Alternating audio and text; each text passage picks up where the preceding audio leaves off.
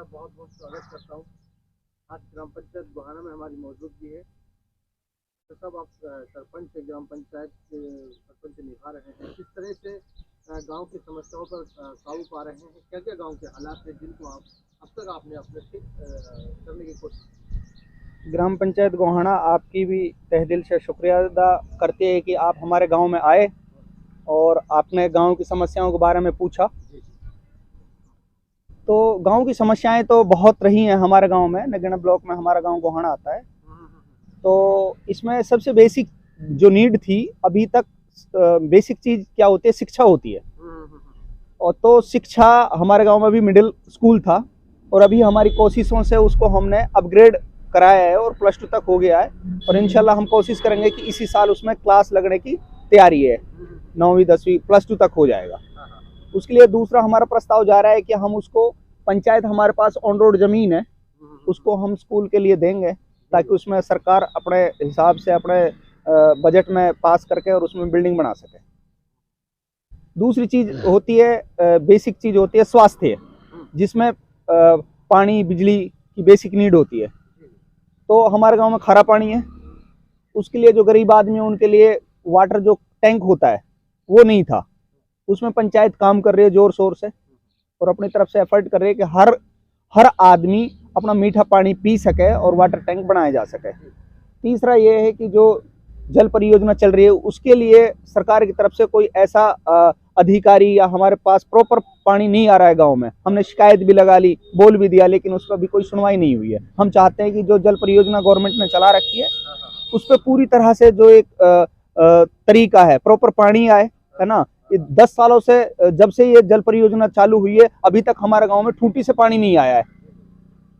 बार बार कहने पर भी नहीं आया। हमने कोशिश की रोड भी जाम करने के, लेकिन हम सरकार के खिलाफ और प्रशासन के खिलाफ नहीं जाना चाहते। लेकिन मेरी यही है कि किसी भी तरह से हमारे जो पानी की समस्या है वो दूर की जाए। दूसरे जो हमारे रास्ते हैं उनके लिए हमने प्रस्ताव दे रखे हैं। नरेगा में भी हमने अपने प्रस्ताव दिए। इंशाल्लाह हम जल्दी ही, है ना, जल्दी हम कोशिश कर रहे हैं कि हम पूरे गाँव के जितने भी रास्ते हैं, कच्चे रास्ते, हम उनको पक्का कराएंगे, चाहे वो जंगल का हो चाहे वो गाँव का हो। बिल्कुल साहब, जो आपने बेहतरीन बात की है कि शिक्षा को लेकर कार्य कर रहे हैं, +2 तक स्कूल कराया है, रास्तों को बनवाया है, पानी की जो समस्याएं हैं छोटी भी लगवाई हैं, टैंक भी आपने बनवाए हैं। क्या लगता है कि 5 साल में जो गोहाना ग्राम पंचायत को पूरी तरीका से विकसित होगी?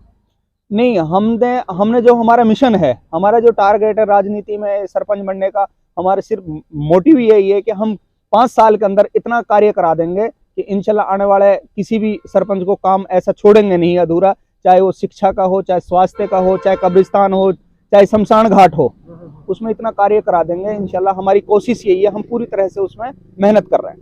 सरकार की जो लिमिट है 25 लाख वो हटा दी गई है, और लेकिन ब्लॉक में अभी तक लेटर नहीं आया है, क्या कहना है? देखो, सरकार की पॉलिसीज है वो सरकार अपनी तरफ से बेटर कर रही है। कुछ समस्याएं सभी को आती है। जो सरकार ने लिमिट हटाई है वो भी भले के लिए हटाई है। पहले भी लगाई थी, वो भी कोई न कोई उसके पीछे लॉजिक होगा, है ना। वो भी लगाई, हटा दिए तो अच्छी बात है। उसमें प्लस बात है कि हमें छूट मिलेगी और ये हटनी चाहिए। बिल्कुल। सरपंच साहब, मेरा आखिर में आपका एक संदेश देना चाहूँगा कि मेवात के पिछड़ा हुआ नीति आयोग ने घोषित कर दिया है, लेकिन मेवात की जो टांग खिंचाई है वो पीछे नहीं हटती है। ग्राम पंचायत में अगर गांव की पूरी सरदारी सरपंच को मजबूत करने का कार्य करेगी तो गांव विकसित होगा, पूरा जिला विकसित होगा। जी देखिए, जो टांग खिंचाई है तो गांव बस्ती में सभी जगह है ये।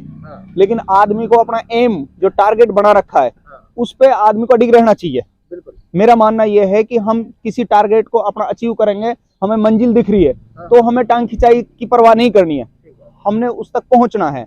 और ये जो पिछड़ा हुआ जिला है, इसके पीछे कई सबसे मेन चीज है शिक्षा का अभाव। तो उसमें हम चाहते हैं कि गवर्नमेंट की तरफ से हमें पूरी तरह से, चाहे यूनिवर्सिटी का मामला हो, है ना, और चाहे एम्स का मामला हो, है ना, स्वास्थ्य के संबंधित, तो सरकार को ध्यान देना चाहिए। हमारा जो पिछड़ा हुआ जिला है, इसको आगे कैसे लेके जाएं। आगे, अब मान के चलो एक बच्चा कमजोर है, उसको हम खाना पीना अच्छे से नहीं देंगे, वो कमजोर ही रह जाएगा। सरकार ध्यान नहीं देगी तो और पिछड़ा चला जाएगा, है ना। तो सरकार को स्पेशल फोकस देना चाहिए, स्पेशल हमारे जिले के लिए स्पेशल एक जो है ना बजट देना चाहिए, शिक्षा में भी। और नहीं तो क्या, हमारे बच्चों में जहनियत पूरा है लेकिन स्कूल नहीं है, टीचर्स नहीं है, तो कैसे काम चलेगा। मेरा गांव 2000 वोट की बस्ती है, अभी तक मिडिल क्लास है, बच्चियां नहीं पढ़ा पाती हैं। कारण क्या है कि बच्चियां क्या है कि 8वीं तक रह जाती हैं, उसके बाद कहाँ जाएं पढ़ने के लिए, है। बच्चे भी भाई रोजगार के साधन नहीं है ना, रोजगार के साधन नहीं है तो फिर क्या है कि ड्राइवरी सीखते हैं, इधर उधर उल्टे सीधे काम करते हैं। शिक्षा होगी, एक मेन फोकस होगा तो गांव भी बढ़ेगा, जिला बढ़ेगा तो देश बढ़ेगा। नशा मुक्त को लेकर पंचायत तरफ से क्या ठोस कदम? देखो, नशा मुक्त के लिए हम बार बार जो है ना अपनी पंचायत में हम मीटिंग्स करते हैं और उसमें प्रशासन से भी मदद लेते हैं। बार बार कोई नहीं मानता है और घर घर जाकर भी हम कहते हैं कि नहीं भाई, नशा ये एक हानिकारक है, सेहत के लिए भी और फाइनेंशियल भी ये अच्छी चीजें नहीं है।